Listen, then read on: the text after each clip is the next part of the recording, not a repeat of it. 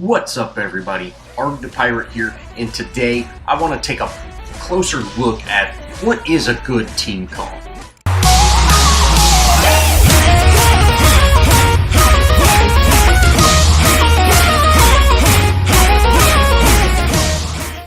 So one of my close buddies told me, "Hey Pirate, in the last video you did about team comp, you didn't really explain what a good team comp is and really how to achieve a good team comp. In this video, I want to talk about what makes a good team comp. Whether it's having enough CC or having enough tanks or, having enough damage. I want to talk about what makes a team comp when you're talking about Paragon. The first ability I want to talk about is crowd control abilities, or CC. No matter what role hero you're picking, every hero offers some sort of crowd control. Except maybe with the ADC class. If you have a support, there are many heroes that offer some sort of crowd control. Let's talk about Narbash first. Thunk is a mid to long range stun ability that makes the enemy hero vulnerable to damage for up to 2 seconds. Now, Thunk can even be used to take heroes out of their ultimates. Seismic Assault is Belica's knock-up ability. This is another form of CC that knocks up the enemy, and it can disrupt all other abilities that they're using, including ults. This is also a great tool to use. Colossal Blow is Sevarog's knock away ability.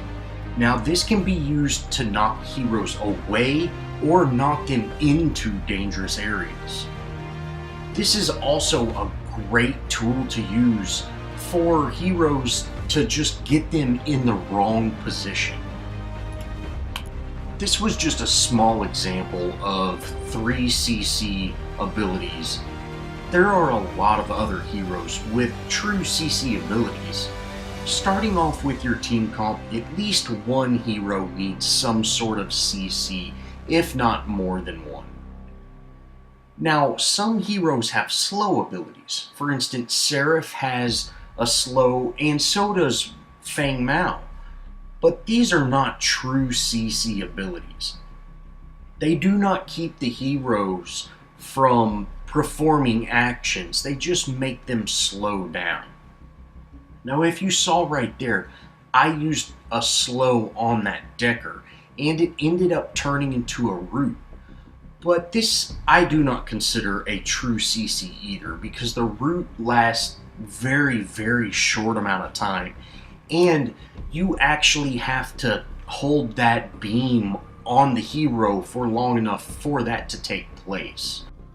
The next critical part to any team comp is a hero that's able to engage safely.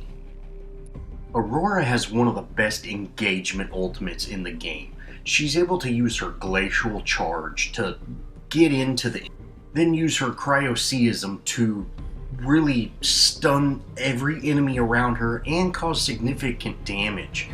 This allows her team to engage in the fight. As you can see here, their Gideon was able to jump on top of our team and use his ultimate to just clear up 2 kills with taking no damage. There are several heroes that have an engage. It's not just Aurora.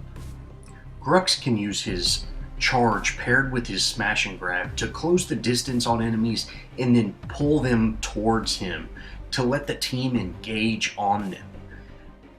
Steel also has a great engage with his shield slam ultimate. That paired with his bull rush can really disorient and stun the team to where you can get a significant amount of damage on them before they're even able to react. Heroes that can engage in a team fight by either sustaining a lot of damage or simply being able to disorient, stun lock, or just wrangle enemies close to them are really critical for team fights. Every team also needs some sort of support. This does not mean they need a hero that can keep them alive, such as FaZe or Muriel. This could mean having a support like Steel or Richter that is able to absorb a lot of damage and put enemy heroes in bad positions for the team to capitalize on. Another role that some heroes fit into are the assassin roles. This is like Kalari, Countess, even in a way Morgesh and Revenant. There should never be more than one assassin on a team. Assassins are very good at cleaning up kills or even getting solo kills. For instance, if Revenant walks through a fog wall, ults you, and you're slightly out of position, he's probably going to get the kill on you. Or someone like Kalari, who can sneak up behind you through the shadow plane and get the kill without you ever even knowing she was behind you. Morgesh is able to do a lot of damage, and she's got a very good run feature. She can do a lot of damage and then run away and ultimate you from across the map. And lastly, Countess, she's able to just slip in, do a rotation, and get out fairly easy. And if she's not able to secure the kill, she's able to really do some damage. Most assassin heroes, with the exception of Countess, have very little to offer the team with wave clear. Now, wave clear is huge, not just because, we want to get minions pushing down the lane, but because that's big for farm. If you're only able to kill one or two minions before you get low on health or anything like that, you're going to starve yourself from CXP. If you have more than one of these assassin type heroes, you turn yourself into a chasing kill game more than an objective game. And very rarely does chasing kills lead to the win over playing the objectives. Every team needs some sort of frontline fighter, whether that's a bruiser build such as a jungler like Grux or Crunch, or a hero that's building full tank like a Sevarog or a Steel.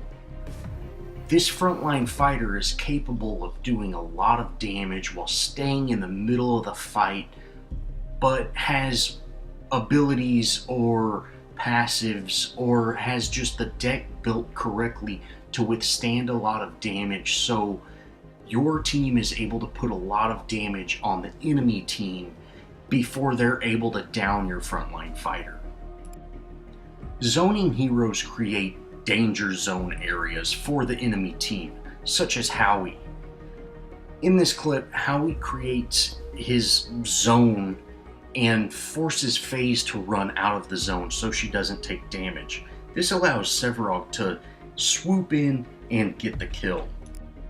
Decker also creates a zone with her ultimate, but her zone really allows the team to collapse in and get kills by preventing enemies from escaping. These are two different types of zones that work very well when your team is working together. Lastly, I want to talk about a hero that's very good at pushing lanes. Wukong is the newest hero to Paragon, and he is great at pushing lanes. His ultimate really allows him to down towers and inhibitors really fast, as well as he has a very good wave clear and very good escape mechanisms. Greystone is also another hero that's very good at pushing lanes. He can stay solo because he does have fairly good escape, and he's very hard to kill, especially if you build him tanky or bruiser build. And he's also capable of doing a decent amount of damage. You should never really have idle time. You should be farming, pushing a lane, securing raptors, securing orb prime, slow pushing lanes, farming, you should always have an objective that you are focused on and trying to complete. Greystone is very good at pushing lanes. So anytime you have a second to go, hey, what am I going to do? You should really think about getting back in a lane and pushing it up to an inhib or a tower. Well, as this video wraps up, I'd just kind of like to recap a few things about team composition. Every team needs some sort of engagement hero. It can be a tank, a bruiser, or even someone like Aurora that's very good at getting into the fight and really disrupting the team's thought process. Every team also needs some sort of support, whether that's a tank or more of like a healing class like Phases, or even, someone that's capable of stunning and slowing enemies down and then zoning them off like Decker. No team should have more than one assassin. These are the heroes that have high damage output but very low durability and are very sneaky and can kind of get in and get out. Most teams also need some sort of frontliner. This can be a bruiser, it does not have to be a tank. But having a true tank really does help sometimes. And finally, every team needs some sort of lane pushing hero. This doesn't have to be a hero that's just solely dedicated to pushing lanes. And in most cases, that doesn't happen either.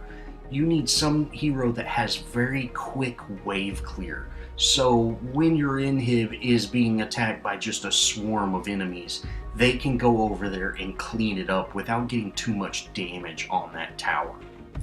Well, that's going to wrap it up for my explanation of team comp and just kind of a beginner's outlook of what is team comp.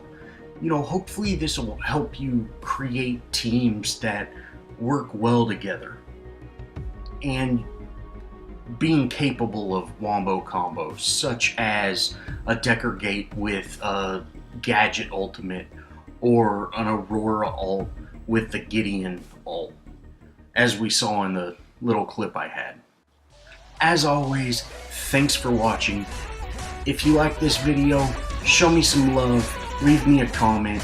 If there's anything I can do to improve or something I was kind of unclear about, let me know.